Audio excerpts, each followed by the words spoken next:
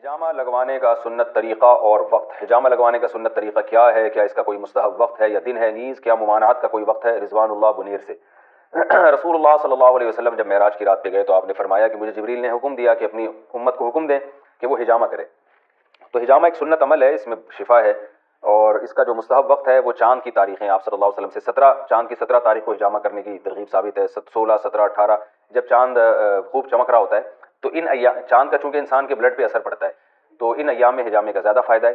बाकी कोई ख़ास तरीक़ा नहीं है इसका, ये हर चीज़ जो है ना उसके माहिरीन से पूछी जाती है। तो जिसने भी हिजामा करवाना हो तो हिजामा के माहिर डॉक्टर, ये जो भी हकीम जो हिजामा के माहिर हों, उनसे पूछें, उनसे मशवरा लें। हर बीमारी के हिजामा के पॉइंट अलग होते हैं। एक तो जनरल पॉइंट है जो हदीस से साबित है कि दोनों कंधों के दरमियान आप सल्लल्लाहु अलैहि वसल्लम ने हिजामा करवाया है, तो ये तो जनरल पॉइंट है, ये वैसे ही करवा लेना चाहिए अगर कोई हकीम या डॉक्टर इजाज़त दे। क्योंकि इसमें बाज़ दफ़ा ये भी होता है कोई आपको बीमारी है या कोई ऐसा मसला है तो वो ब्लड रुकता ही नहीं, फिर वो बाज़ लोग मर भी गए हैं हिजामे से कि वो हिजामा करवाया ब्लड रुका ही नहीं उनका।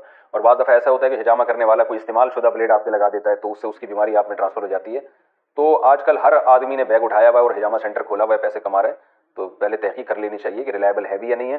और फिर हर बीमारी के लिए हिजामा के पॉइंट अलग हैं। तो जो माहिर डॉक्टर ने बताए, यहाँ कराची में जो डॉक्टर अमजद साहब हैं, तबलीग जमात से उनका ताल्लुक़ है और एक मदरसा आयशा लिल बनात गुलिस्तान जौहर में चला रहे हैं, वो हिजामा के बहुत माहिर हैं। पाकिस्तान में हिजामा को उन्होंने मुतारिफ़ करवाया है, तो उनसे भी रब्ता किया जा सकता है या उनके किसी शागिर से। मेरे पास उनका नंबर नहीं है तो नंबर के लिए मुझे कॉल ना करें, उनका नंबर आप कहीं से भी तलाश करें, नेट से या कहीं से।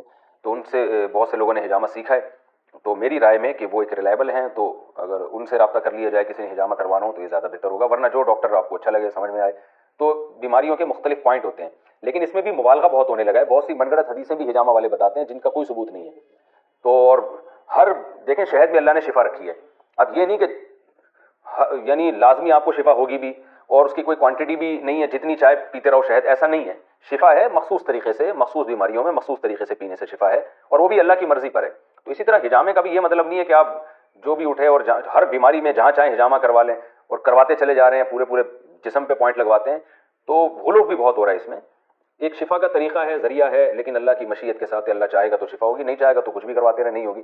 तो इसमें भी एहतियात की ज़रूरत है। किसी माहिर डॉक्टर से या हकीम से करवाएं या जो हिजामा का माहिर हो और उसको बीमारियों का पता हो कि कौन सी बीमारी में कहाँ कराया जाता है, और एतदाल के साथ करवाएं, हद से ज़्यादा ना करवाएं।